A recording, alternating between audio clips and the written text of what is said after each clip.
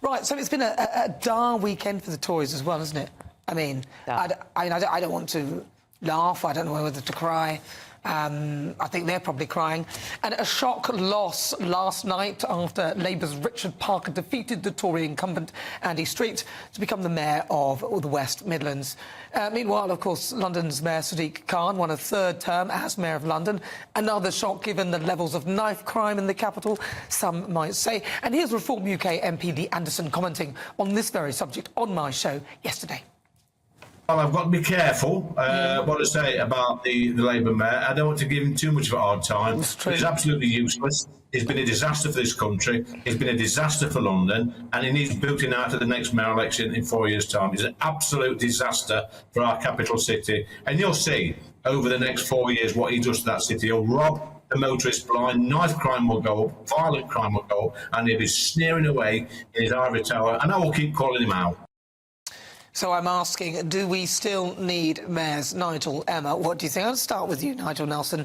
Yeah, I mean, a lot of people argue that the mayors don't really do that much. In London, a lot of us haven't seen much from Sadiq Khan, apart from things we don't really like.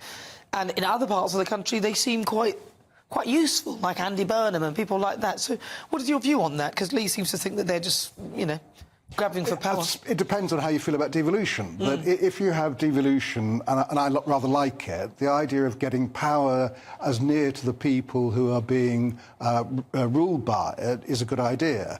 So mayors do a lot. So the London mayor, for instance, is also the police and crime commissioner. The same goes for the Manchester mayor, the mayors in Yorkshire. They take on those roles. They deal with transport, they deal with business, the local economy. And if it all is working properly, it means that local people get their needs met in a way national government can't do. That's why I think mayors are really good. They run a combined authority, which means a group of councils getting around, the mayor chairs it, the councils can vote him down, but it takes a 2/3 majority.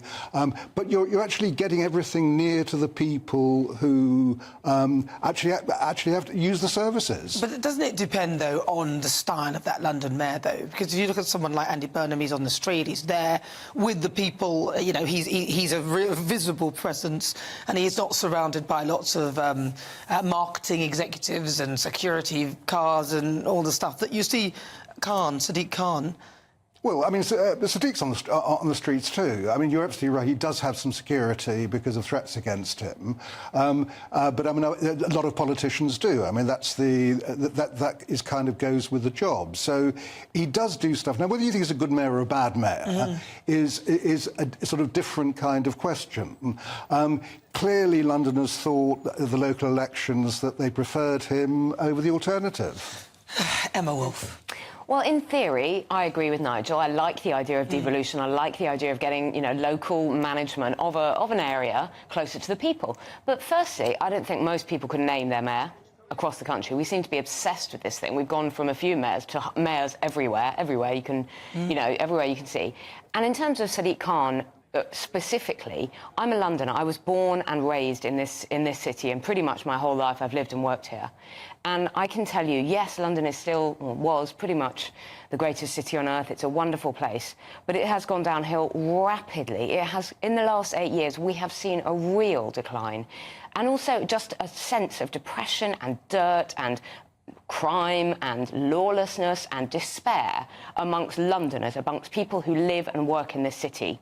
So I don't think that Sadiq Khan is good news for London. It's astonishing to me that he's been voted in for this historic third term, where you have good mayors, like you say, Andy Burnham. Andy Street was obviously, no one has said a bad word about Andy Street. He's obviously, you know, did a fantastic job for the West Midlands. But I think my worry is that these mayors can often just be adding another layer of bureaucracy, another layer, well, big salaries, all of their entourage, all of the thing that surrounds the mayoralty.